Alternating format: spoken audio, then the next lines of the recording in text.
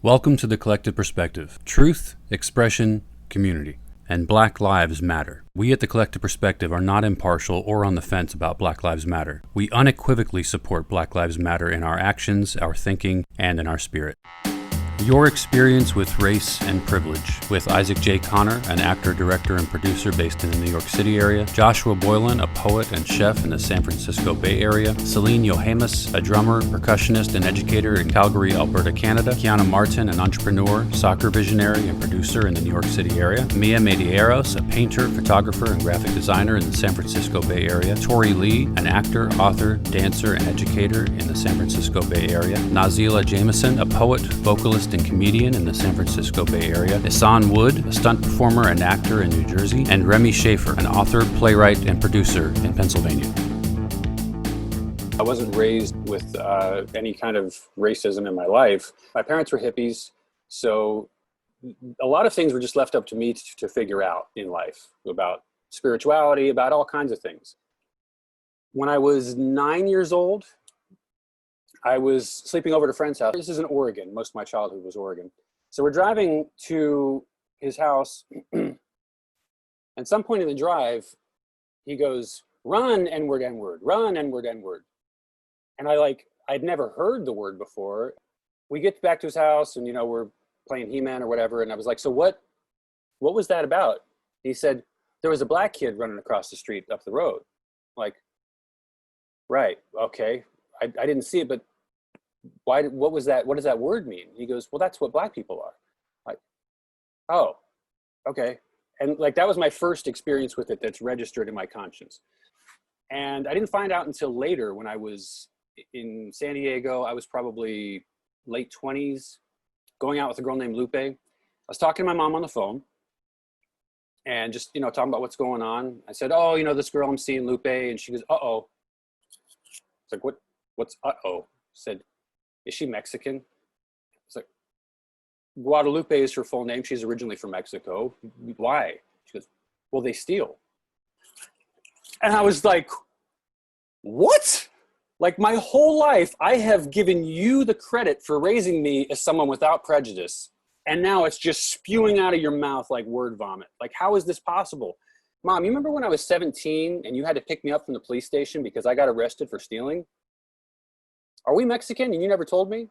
She's like, "Well, okay, I see your point." And so those were my first experiences with just blatant racism.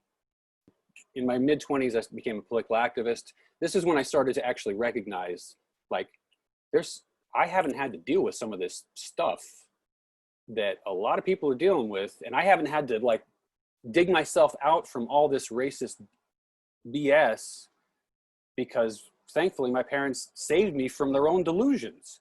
I mean, kind of crazy. Going closer to recent times, when I moved to Pennsylvania, I heard the N-word all the time from people that I thought I was befriending. Like, "Oh, I made friends, blah, blah, blah." People of a certain color. "No, what color are you talking about?" "Well, and I'm going to go home. Bye. Last time I ever see them." Mia, you shared a blog post recently. It was really colorful, and not a cookie cutter version of what somebody would be blogging about right now in your position. Do you care to share any of that?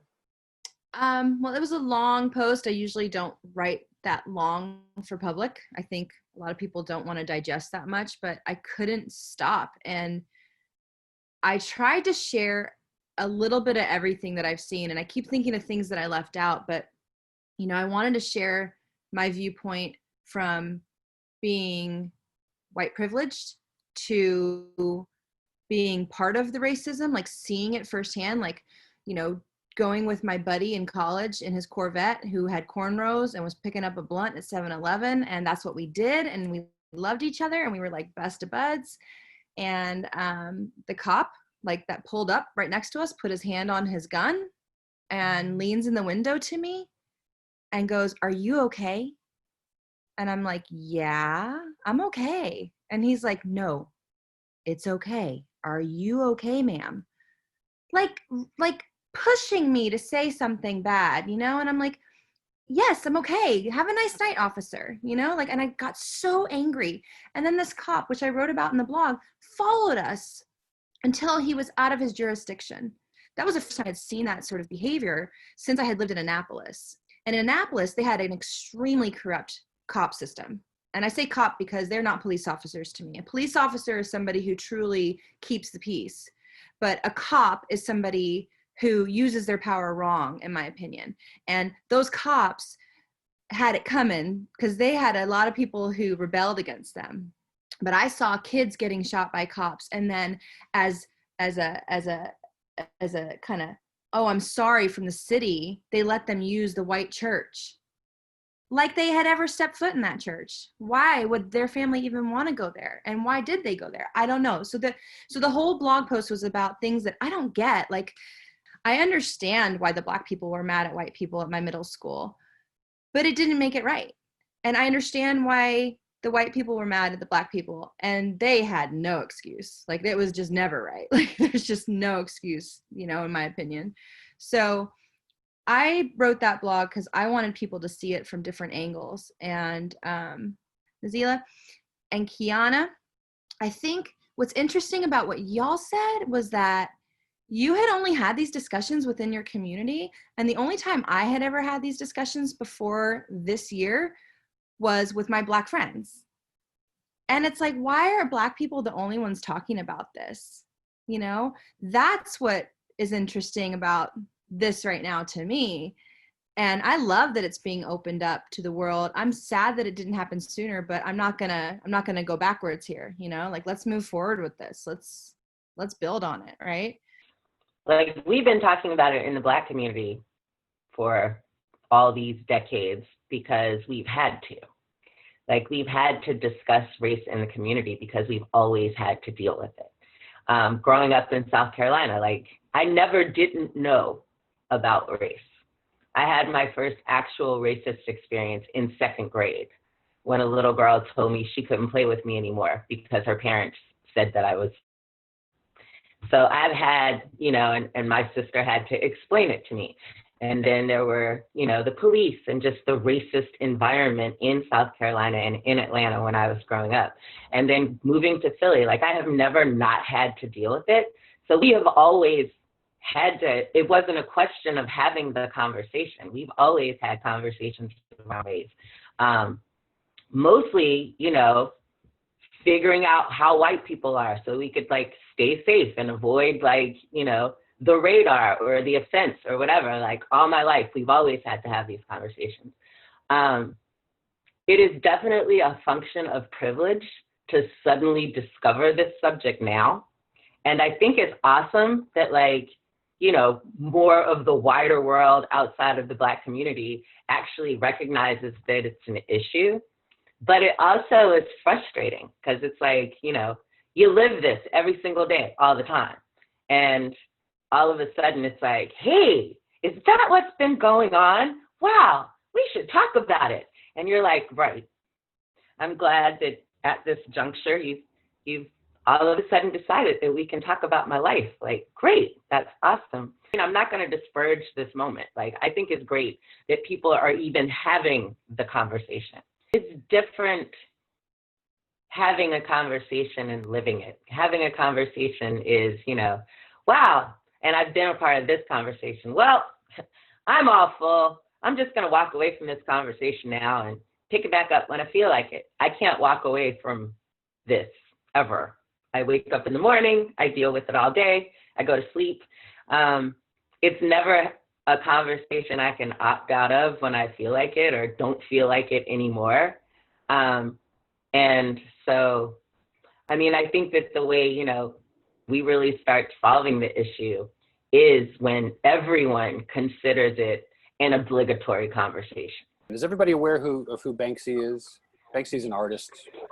Banksy shared this on June 6th on their Instagram. I thought I should just shut up and listen to Black people about this issue. But why would I do that? It's not their problem, it's mine. People of color are being failed by the system, the white system.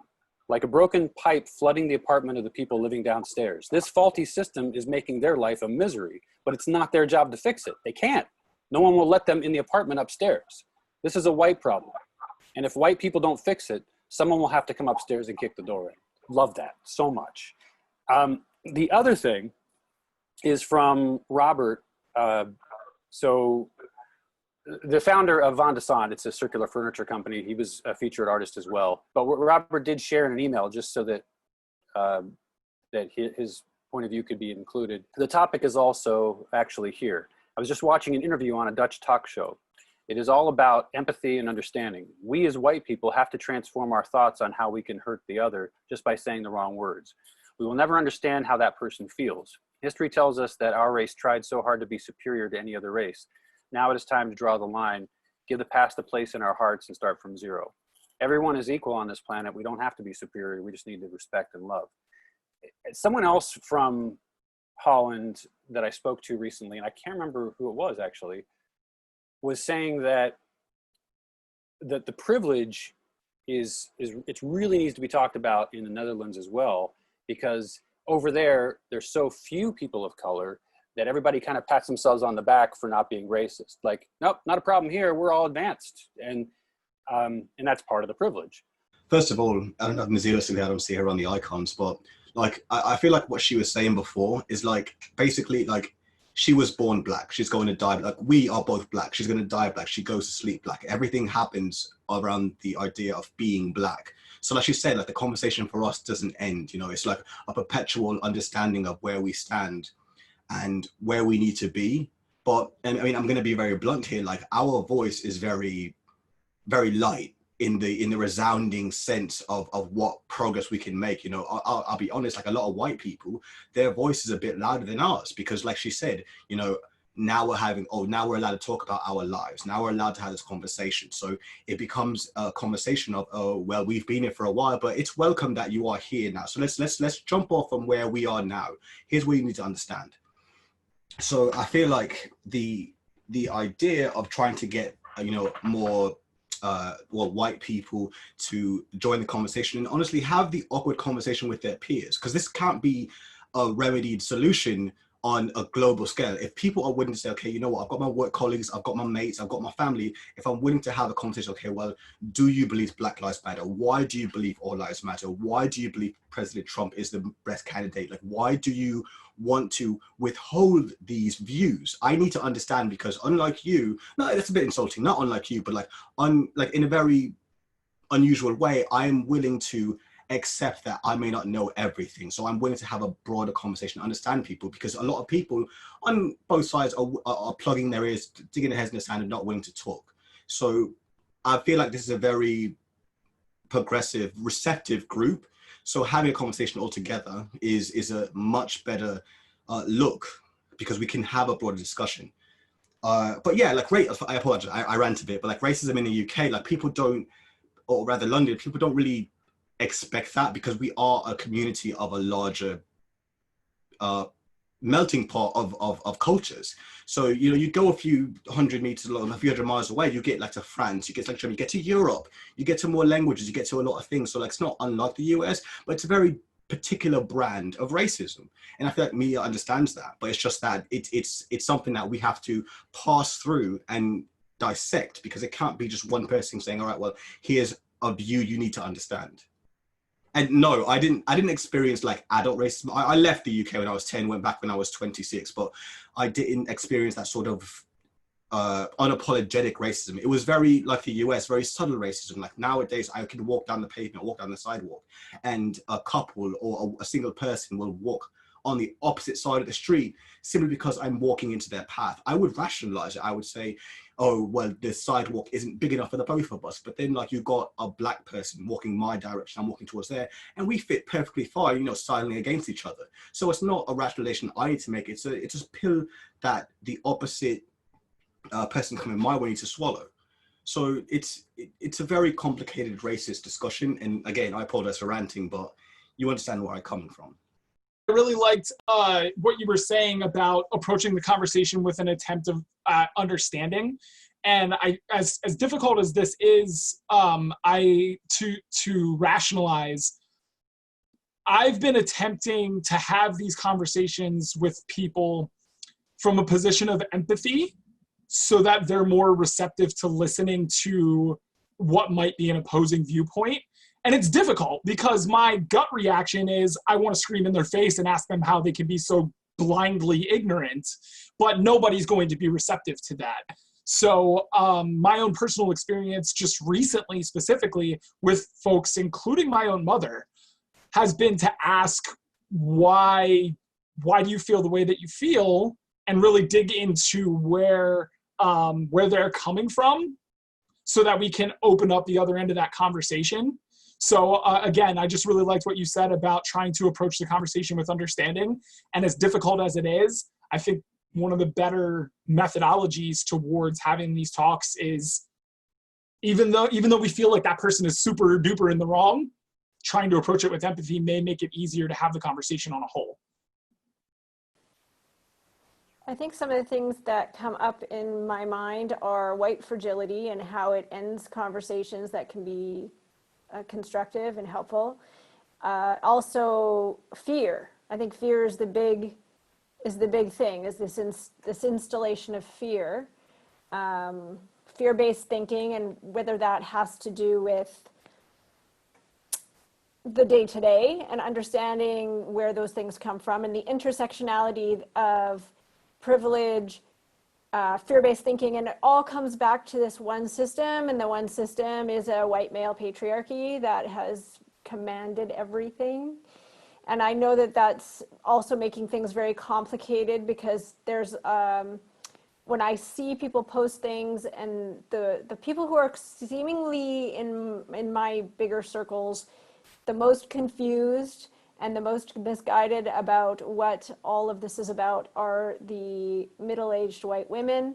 And a lot of the time I have found this because women have experienced the patriarchal smash of having that daily fear, like the daily fear of like going out and going for a walk. And I've crossed the street or actually gone on a different path because any dude has been on the road, right? So it's not just black men, it's like all men are a threat to me as a small female human. You're really the biggest threat there is to me and my health and my well-being. But that, and like that sort of sense of fear that women are faced with daily is also confused, because there's a sense of, well, I have fearfulness too, and I've experienced these feelings as well. So I think it can kind of come to a place of empathy with them, and try to expand that, right? Like you can be equally privileged and oppressed. And so understanding how these things overlap in a very complex system is really where we're at. And I agree that it's a white problem to deal with the white fragility, to have conversations with one another. I think one of the things, especially everyone zeroing in on what's going on right now, is that it starts to make communities of color, especially Black people, think about all of the things that we've had to file away and not pay attention to, because if we did, it would literally stop us in our tracks, because we've been so conditioned to having to make so many accommodations in order to show up every day outside of our homes. And so sometimes when people do ask us like, hey, can you help us understand, or can you guide us in this right direction? It's like, that's one more thing on top of us now having to actually process not only our personal histories, but also, a lot of us are learning more things about our own history. And for instance, I read an article where, people made people in our community into wallets and passed them down as heirlooms. And it's like, okay, if you are currently in this day and age receiving an heirloom of a wallet that's made from Black people, and that's a treasured possession, and you're making us into furniture, like, how can you even regard us as like, you're equal.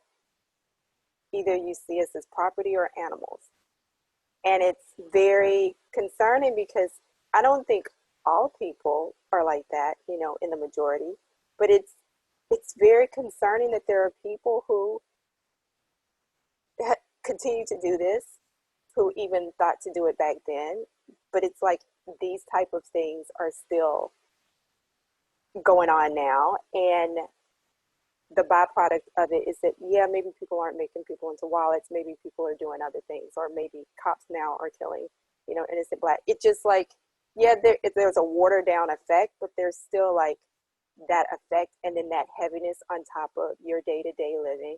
I mean, I've done a lot of reflection, you know, like you all have during this time. And it's like, you know, the first time I was called the N-word was when I was either 3 or 4 years old. I was the first African-American child to go to a Christian school in my town. And I didn't even know what it meant.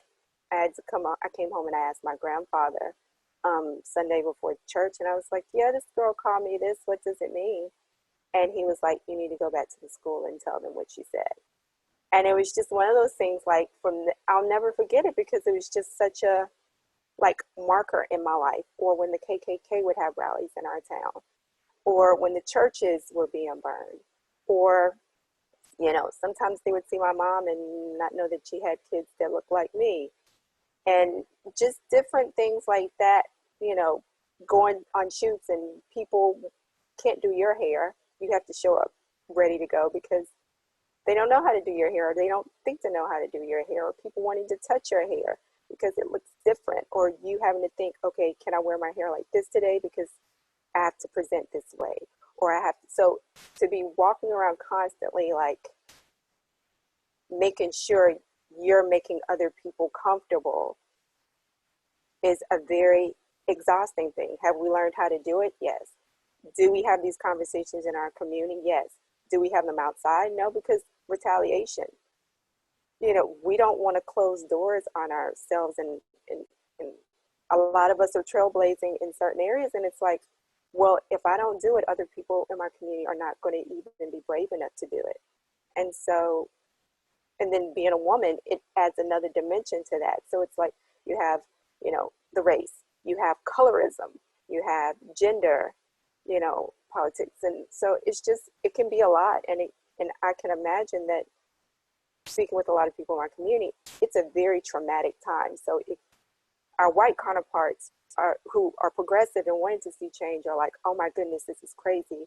You can only imagine what types of horror and nightmares that our communities having when people are coming to realizations about certain things that have either come to light in their own families that have happened to people because people have been silent and now they're starting to tell their truth, or you're starting to learn about people in our community from earlier generations and the things that they've had to endure in order for this country to be what it is now. I made a comment recently on a Black social media friend of mine, and I said something about, I love Black girl hair. And she's like, can you elaborate on Black girl hair? And I feel like I have to be really sensitive too. And maybe because I'm more conscious than some of my other white friends, but I feel like if I say the wrong thing, I might set somebody off. And that's just not fun. Like, and yes, Black people have to deal with way more than I have to deal with it. But anytime I say something like that, I truly mean it, because I like, it was like a nicety. It wasn't a bad thing. And over these years, I'm going to be 40 in December. Like, how many different names are we supposed to call somebody, right? Like, Black was acceptable years ago, and then it was African American, and then it was whatever. So now, you know, I'm just like, you know, my Black friends say Black, so I'm just going to say Black. And I feel like she took offense to it. And I was like, no, I'm really telling you, like, I've always loved Black girl hair, like finger waves and afros and cornrows. Like, I want Black girl hair. And now my daughter wants Black girl hair. And I think that's awesome, you know? And we buy her Black dolls because of it. I know it seems like a really innocent thing to just say generally Black girl hair, right? But that's kind of generalizing a whole thing, you know what I mean? To say like, I love Black girl hair. There's a lot of different of us do a lot of different things, you know, and there's a lot of different textures and kinds of hair, to sort of group it as black girl hair, it's just like, okay, what does that mean though? You know what I mean? Tiana has her hair out and natural and curly. Mine is braided. She just went from relaxed to an afro, and I was like, I love it, right? I love all of it. And I had to give her my background. Like, I had to tell her I went to 2 predominantly black schools. So from my experience, it was always black girl hair, because she said it could be other cultures too. And I said, I totally get that. But for me, I always envied the black girls, you know? So that was my experience. But it's just, again, it's about walking on eggshells and how that's not really the way anybody should have to live. I get what you're saying about feeling like, you know, you can't necessarily say what you want to say, but that's what we do with everyone. You know what I mean? Like, that's just a sensitivity. Yeah. I kind of feel like a lot of people feel like you do, where it's just like, oh my God, what do I do? What do I say? Everything I do is wrong. So we do that though. So then we just do it. You know what I mean? And I guess I come from a place too, as a black woman, you know, especially like being a Southern black girl and like having to maneuver all the sensitivity of what I couldn't do so white people wouldn't get mad. So like, you know what I mean? We have had to learn that generation after generation, all of the sensitivities and like nuances of navigating in a white world. And so it just kind of feels dismissive sometimes, where it's just like, okay, just do these things so that you respect us. And it's like, oh my God, that's so much to do. Like, there's so many things. I reckon like you sincerely do. Like, I feel like those sort of allies who are trying to navigate their way into like political correctness is a massive roadmap. But like Nazila and Kiana would say, like, we are people who are acclimated to sort of like incorporating ourselves into these different communities. You know, I grew up in an area where there were predominantly black people. I didn't have people calling me like nigga outside of like, you know, camaraderie. You know, my nigga, it's a very common term to use. So her like the women in this chat, I do like bless all of you, because like she was saying, you do work in a system where you're marginalized in a very particular way. You know, I know people either from the military or my civilian job who will admittedly say like women should not be able to vote, for example. And it's like, it blows my mind, because they sincerely believe that the lack of autonomy in women in yesteryear was the pristine means of existence. You didn't have to do anything. All you did was have kids and stay at home and cook shit. And it vexes me that people reduce an entire gender of people to a role as a birth giver or as a mother. So I do sympathize with the role of women, whether it's black, white, or Asian, what may have you, as subservient. You know, your traditional role in the patriarchy is subservient. You're either there to serve a purpose, or you're there to just, you know, continue on the legacy. And that is incredibly insulting. I feel like that is something that is very unique to your gender and should be absolutely acknowledged. There's no reason why we can acknowledge a race issue and not acknowledge a gender issue. But I don't want to hop on this too much, but like Nazila is saying, you know, the idea of, I don't know, like black hair or the fetishization of the black culture, it becomes an area of, I appreciate you, but there is a fine thin line to walk, because there's appropriation and there's appreciation. You've got to do, you got to be comfortably in one area before you can like look at the other one, because you click, what am I not meant to do? So honestly, as you know, as white people, it is a very difficult, almost Stockholm syndrome area of your navigation in today's world, because you're in an area where, okay, wow, these black people, these minorities all together have had such a marginalized, obvious, systematic racism as they grow generation. So there is no timetable for progress, if that makes sense. Like, there's no timetable for you to say, okay, well, I want to be someone who is activist. I want to be someone who's conscious. I want to be someone who no longer is deliberately ignorant. It's not going to happen overnight. You know, it's not going to happen in a comfortable area. You have to explore those areas of uncomfortable spaces to see, okay, well, now I know where I need to go from here. Today, Blue Leaks, like it happened today, like there was a hacker, either whether it's anonymous or not, there is a document of almost 300, maybe 400 gigabytes of information about the police and how they are handling the protests. Like the FBI is admitting in emails, in Gmail accounts. Again, you can Twitter this, you Google hashtag Blue Leaks. It's on there like as of today. And you can see the documents that's okay, well, we have to treat these people a certain way. Oh, by the way, this Twitter handle is in your jurisdiction, officer. You know, keep an eye on that person. Like it's all obvious and it's all there. And it's like, okay, well, now that we have this information, where do we go from here? How can I help you no longer be marginalized? But it begins with a peer area. And then it begins with, okay, well, now we know, how can we make others know? You know, it's not going to be easy. It's not going to happen overnight, you know, but we have to have these conversations. We have to move forward to make progress. To piggyback off of what Wood said, it's like, you don't have to learn it all at once. I literally was having a conversation with a friend from my immediate community, and we were talking about hair. And I was like, you know what? Before I say grade, you know, you would prefer me to say texture? And she was like, texture. So even within our own community, we're trying to make sure that we're being respectful of others and the nuances, because everybody's had different experiences. Some girls are okay with black girl hair. Some people do not want it to be referred to that way. It's just a matter of, you know what, I want to make sure I get this correct. Should I say X, Y, Z? Oh, no, this is what you said. Oh, I don't mind. I mean, it's the same as when guys talk to me on the field. It's like, can I call you a chick? I don't have a problem with it. I know some other female players might. It's just getting to know that person and taking that information away and saying, okay, I think I can use this going forward. Is this going to work for you? And it's just a give and take like that. I mean, even in our community, we're continuously learning about one another. And so I think outside of the community, we just want those interactions to be the same, because as what is said, and Nazila, I don't want to mispronounce your name. Is it how you say it, Nazila? Is that we've had to figure out how to navigate out of safety and courtesy and respect for the majority culture. So that's all I think minority cultures are wanting in return, is just that extra level of care. And it's going to be difficult. Like, it's going to be hard. It's not going to be comfortable. It's going to be actually really uncomfortable a lot of the time. Partly because, you know, like you were saying, Mia, there's a lot of things, different things to navigate, but also because it's just a built up frustration over decades, passed down through families, trying to like deal and convince and sort of have this conversation that we're having now. And now that we're finally having it, a lot of people that you encounter are going to be impatient, because we just put up with a lot of stuff up to this point. Like Selena was saying earlier, I believe that's fully part of the fragility part of it too, is that, you know, there is a lot of emotion that we're coming at it from, because we've been frustrated and like been going through it for a really long time through like decades of families.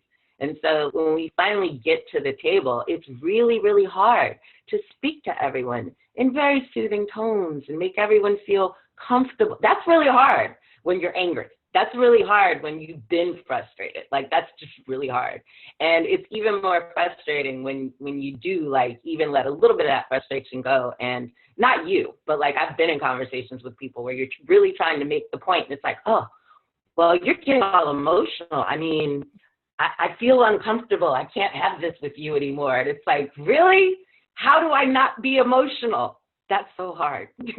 That's just really hard. I think treating everyone as an individual and asking each person, like, so how I could have approached that differently with that Black girl was to ask her, how should I say this? You know?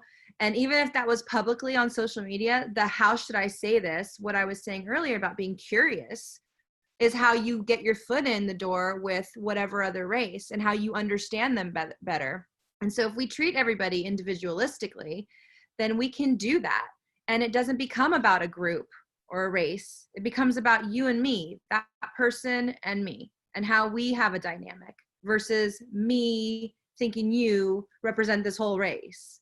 And I was listening to a podcast. I haven't listened to hardly any. I've listened to 3 in my whole life. One of them was my own. Thank you, Isaac. And Brene Brown was the podcast, and she was talking about the art of apology and how there's this, with a psychologist she had on there, and there was this art of being curious in order to listen better, to truly be able to apologize, to truly be able to let that person feel heard, because otherwise the apology might feel like an attack. And so it's this listening and this curiosity that seems to be this overall theme that I keep hearing on different levels for different themes, whether it be business or personal or this. So, and this I do take personally. So I feel like curiosity, listening, individualism. With regard to privilege, you know, Celine was saying having a mixture of privilege and oppression. There was this test that someone messaged me on Facebook, and it said you can do a quiz to find out how privileged you are. So what the hell? Let's give it a try. It's a test. I mean, it might as well be what kind of potato are you? You know, it's a Facebook test. But so I did it, and turns out that I'm 27% privileged. So I am, by their standards, not privileged at all. And there were, you know, there were certainly like detailed questions. It wasn't just something that some schmuck threw up. They put some thought into it. So how is it that I am, by their standards, not privileged, yet I feel very, very privileged? It's because of self-awareness. So I'm aware that I am, first of all, an American, regardless of the current climate and how we're being taken advantage of. We're still ahead of the curve. And so there's that. I'm also a man, jumps me right up there. I'm heterosexual. Like, so the things that made me not privileged had to do with, have I ever been called certain names, and, you know, just different little things. But what it did not take into account was the path you have to walk going from not privileged step to next not privileged step as an American white man. So like all the things that that Nazila and Kiana and Wood are talking about are exactly that. It's about the walk you have to take from point A to point B on any given day, recognizing that you have to have kind of a shield on you. That's something I don't have to experience. So that's why I think I am privileged. But I think part of being where we are right now as white people is going out of our way. Like if we're people of conscience, yes, I want to be natural and genuine and authentic, but I am being much more conscious on a daily basis of making sure that I am inclusive and promoting the Black figures in my life. I mean, I always have done that to a degree, but like now I'm making more of a point of it because I feel like it's our obligation. So that's why I wanted to do this branding workshop. This branding for diversity starts with the children. I've been working a lot with our school system recently, and I'm on the board for the PTC, which is the Parent Teacher Club. And I know that sounds petty, but it really is politically helping aid the school's decisions, which is really cool because I'm getting to see how the inner workings are. But what pissed me off was that the yearbook comes out and it's like all white people, even though we have a large Mexican population. And then the PTC website was like all white people. And it's all the moms who are white pumping up the other moms. And then, you know, I'm like asking for donations on one of the pages and all I can find is white people. Marketing people have a responsibility. Designers, artists, we have a responsibility to put these images in the forefront and make it more relatable for whatever the industry is. It's our job and our responsibility to go up to those people that are our clients and say, who are you representing? Who do you want to sell to? Let's be real about that. Putting Black people, say, on your website or whatever, just because, is that, I don't know how that is either, because I've noticed in the past 2 weeks on, say, Instagram, which I tried to stay off of after, you know, the blackout day, I needed to just stop and think. And then I started seeing everyone promoting the Black girls at their schools. And that felt fake to me too. It felt like joining in just because. And I thought for a second, should I change my website? But I didn't, because I have on my website who are my students, and they're all different colors. So they're all different ages, they're different abilities, they're different sizes. So I already kind of do that, but it seemed like everyone else was getting on the bandwagon to push how diverse they were. And I'm not sure how I feel about that. Also because I'm Asian. My school is it's very colorful. So it doesn't seem to be a subject at ours. I've never noticed anything among the kids, because they're all kids, you know, they're basically kids too, and mostly I have young kids. So do you think they market it appropriately? Like, do you think they're showing that true diversity that you see when you walk in the doors? I don't know. I felt like the past 2 weeks it's been pushed to say they were diverse when some schools and some ballet companies are not.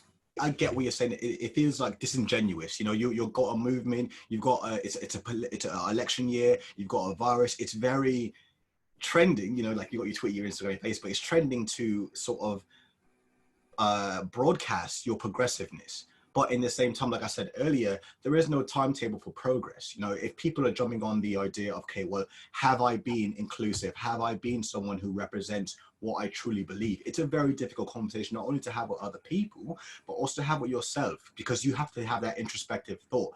Have I been someone who is an ally? Have I had the awkward conversation with people? So it is a very difficult road to navigate, but I do admire your nobility, Tori, because you're like, all right, well, I don't feel like I have misrepresented who I've been, so there is no extra gesture I need to do to exemplify the people who are in my class or who are in my community. So that is big. But same thing with Mia, it's like, okay, well, have I been responsible? Have I been someone who's actively made a presence of every marginalized community? And it's difficult because you have people who say, oh, you know, you've got your blokes who've come back from Italy and come back to London, or can they work because they're not from the area? You know, you've got Boris Johnson saying, oh, you know, the coronavirus isn't as bad as it used to be. You know, Italians come back. And this is a man who progressively pushed for Brexit. So you've got a very contradictory standpoint, and someone who's begging people to say, okay, well, I need Britain first. I need these people to understand that we look after our own. But when it comes to menial labor, when it comes to wage slave jobs, when it comes to things that people do not want to do, who English people, who even Americans who don't want to do, it comes down to immigrants. It comes down to your Italians, your Mexicans, the people who want to do the jobs, because it creates a foundation of betterment in their idea of what it means to be either an American or an Englishman. So it's a very, very difficult navigation that we all have to do, and each road is different. But so long as we try and feel like we are sincere to ourselves, and we can say with absolute certainty that I have been someone who is an ally, I have been someone who is progressive, I have been someone who knows what they're talking about, because I've done my research. You know, you've got loads of people nowadays who will look at a clickbait article title and never read the article at all. All they need is just a reaction, and they get it every bloody time. I mean, like, whoa, mate, slow down, read the article, look at the data, understand where this person's coming from. But it's difficult because you've got people like, you know, present company who are very keen on information, who are very keen on a conversation, but you've got people who you're trying to get rational information from irrationality, and you're not going to get, no matter how hard you try and get that stone, it's never going to bleed. You're never going to get blood from that stone, but we try and try again. And while it may be our downfall, it is a testament to our tenacity. And I respect everyone in this chat for having that, because it's a rare trait. We don't appreciate that enough. It is an absolute uncommon standpoint to say, you know what, I will open my ears, I will admit to my wrongdoing, and I will admit I'm wrong, educate my ass, because I need to know, I need to understand where you're coming from, because otherwise we are not going to make a step forward. We are making more steps back every bloody time. But I do have a question related to Tori and, well, everybody. So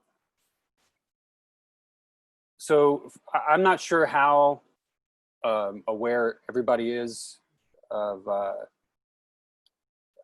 past. I mean, I could certainly learn more, but we at one point did put Japanese people into concentration camps, internment camps, we called them.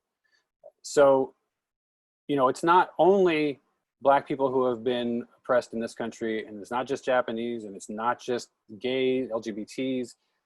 It's our history. We have a really, the foundation of the United States of America is violence and oppression. That's just, that's how colonialism works. And so I wonder with you, Tori, because you have some unpleasant parts of your past that you probably don't like to think about too much, and your stories from your parents, perhaps your grandparents, what is it like as an Asian person in this country? Do you feel left out of this current racial revolution conversation? Because what about me? I also have dealt with my share of stuff. Or is it more like more people have been oppressed, and you know, the important thing is just that we're all heard? What are you going through? Well, yeah. I mean, my mother said when she grew up in Hawaii, she remembers the planes going overhead and they had to go into the bomb shelters and put their heads down so there would be only black showing, so they wouldn't be seen or shot. My grandmother died outside an internment camp in Singapore waiting for my grandfather to come out. My father was shipped off to India because of the war in his country, because the Japanese were in his country. My father's Chinese, my mother's Japanese.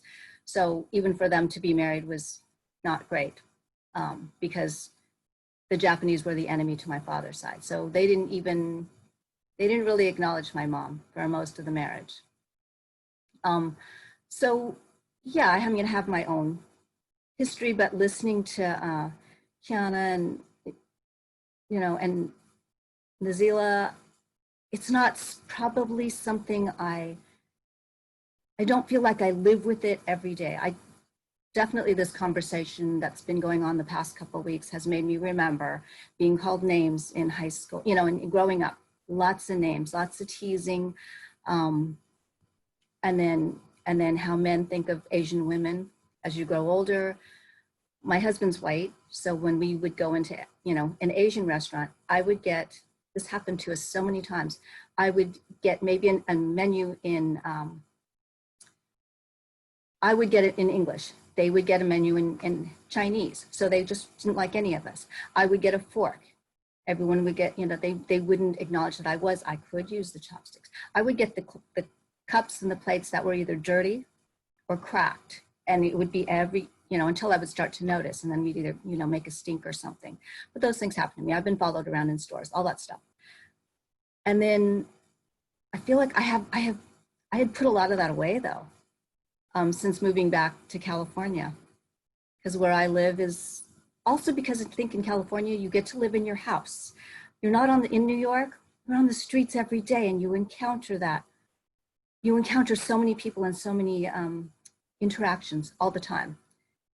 So I've lived my little insular life here a little bit, and it's brought up a lot now.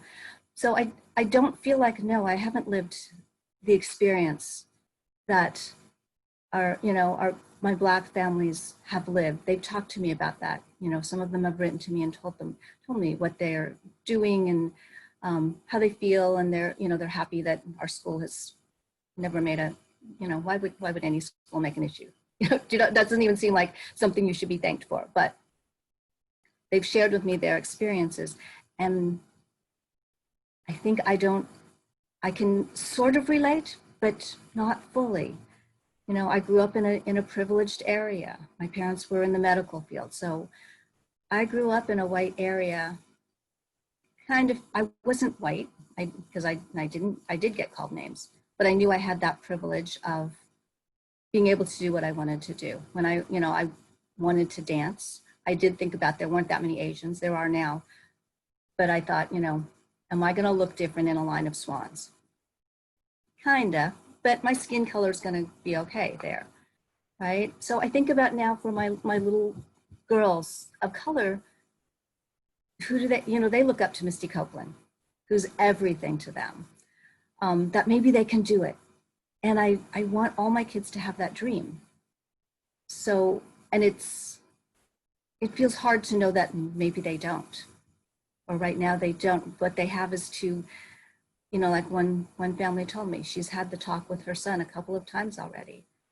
I wouldn't have to do that with my child.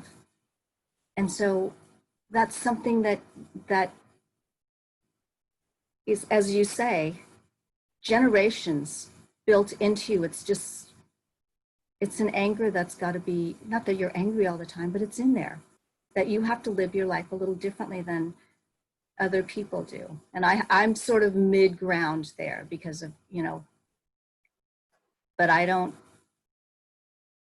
feel I can't speak to your experience at all. And I'm really honored to be here and hear you say these things that we all need to be hearing, and we all need to be talking about this.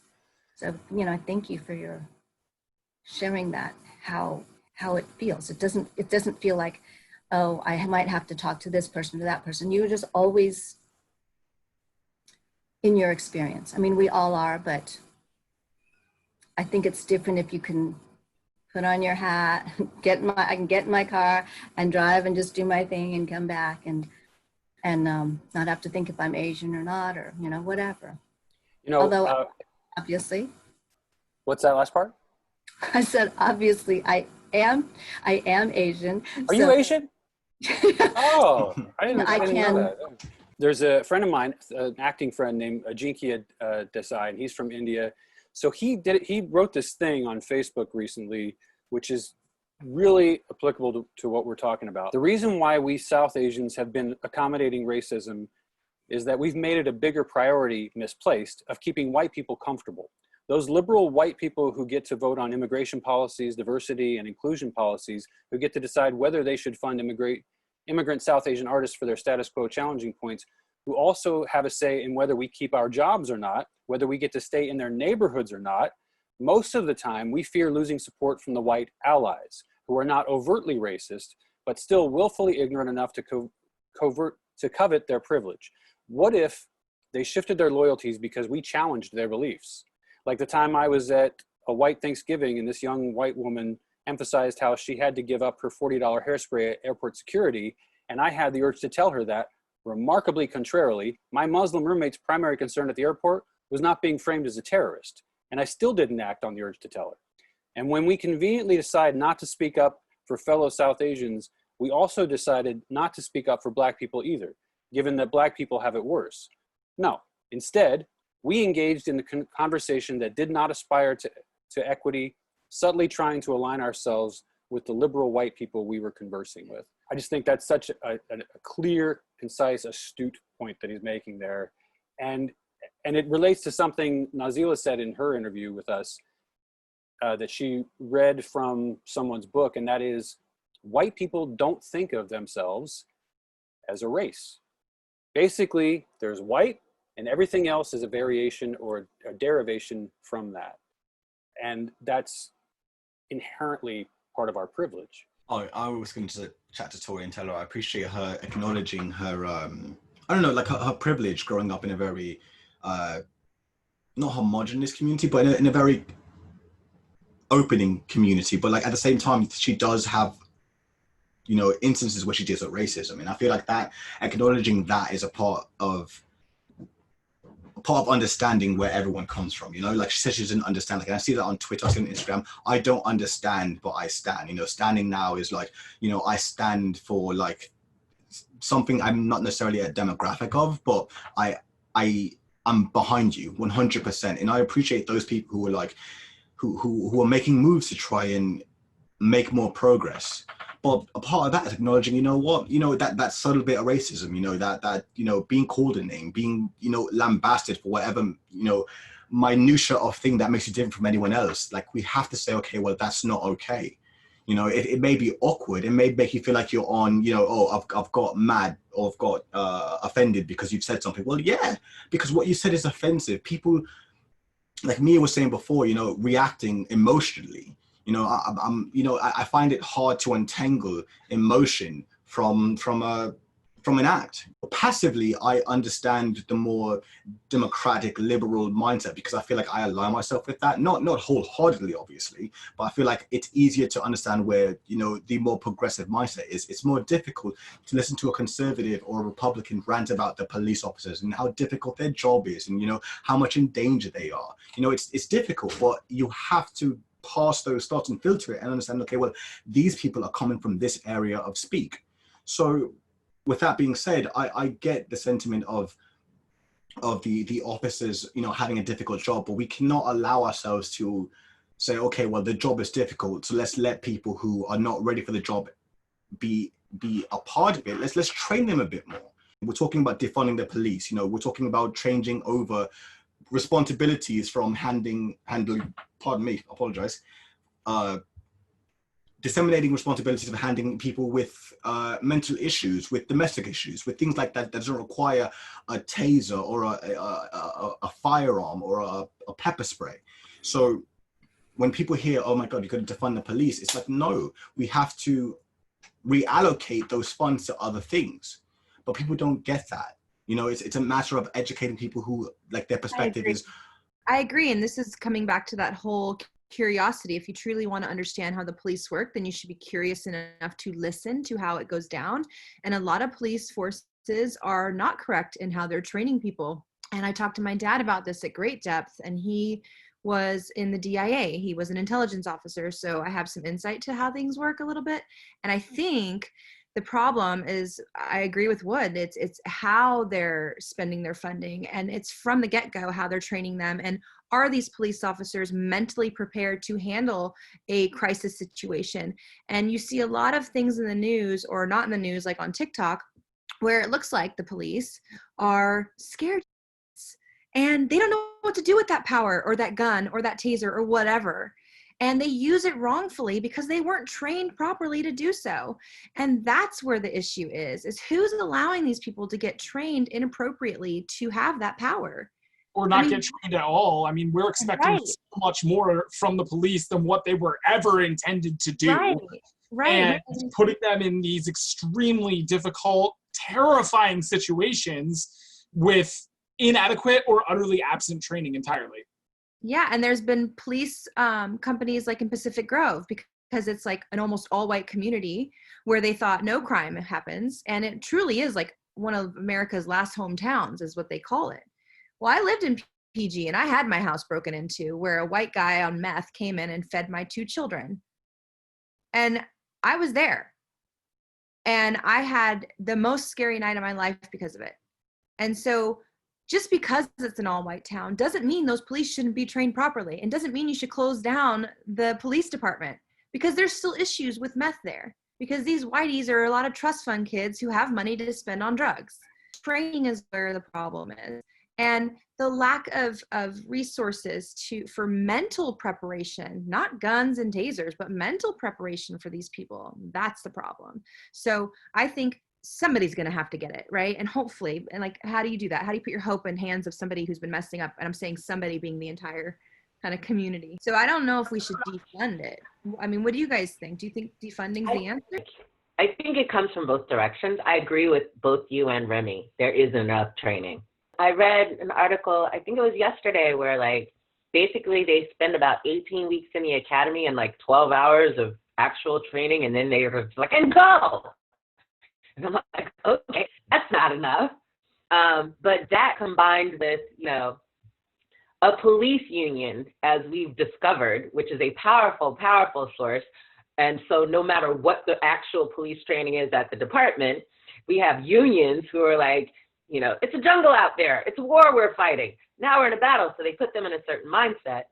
And then add to that, them historically being protected with their heinous acts by a justice system who does not give them any consequences.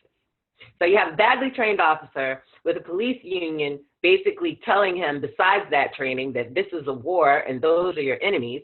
So then they commit heinous crimes against these enemies, and we have a judicial system that's just like, yeah, we're not going to punish them though, because you know they're this protected class, and they get to do what they want with the gun, with a deadly weapon. And you know, whenever there's been a police killing, I've always, it's really frustrating, but like from the other side and from the like Blue Lives Matter people, you get, well, you know, they had a bad day. Everyone has a bad day. And I'm like, right. But if the dude at McDonald's has a bad day, I might not get cheese on my quarter pounder. You know what I'm saying? That's not killing me though. If a policeman has a bad day, I could die or be seriously injured. It's a mental training, and it's a whole as cultural bias that the police have. And I'm really tired of people saying, you know, oh, well, what about the black policemen? They have the same racist training. It's not like everybody isn't trained that Black people are like criminals and enemies. Anybody who's a cop, no matter what their race is actually trained that when you go out there, the criminals are Black. So then they all have the same bias training. There was a whole video on officers of color. These were NYPD officers. They were told, you need to look for mainly Black people, then go for Hispanics, stick to these neighborhoods because that's where they are. And not only that, but like if an officer gets shot, we name an entire freaking road after them. But if they kill 1,000 Black innocent people, anybody name them? They tell you this to your face. Black and Hispanics between 14 to 21. They must get stopped. At the end of the month, these officers, whoever don't have that arrest or those few summonses, they're pressured to find something. You might not see nothing. You're supposed to be visible. You might not see anything, but you go hunting, like bounty hunting for an arrest. Locking up some old guy, some homeless guy, finding somebody who's riding a bicycle on the sidewalk, who's spitting, and you bring him in. The problem is when you go hunting, when you put any type of numbers on a police officer to perform, we are gonna go to the most vulnerable. The most vulnerable. Of course, we're gonna go to LGBT community, we're gonna go to the Black community, we're gonna go to those people that have no vote, that have no power. If we start doing what we're doing in Midtown Manhattan, a phone call to the mayor's office is gonna be made. That's gonna be the end of it. We're the predators, they're the prey. The worst thing you can have is a police officer that needs an arrest for the month. So you're all minorities. How does that make you feel? It's horrible. This is something coming from the top that trickles its way down.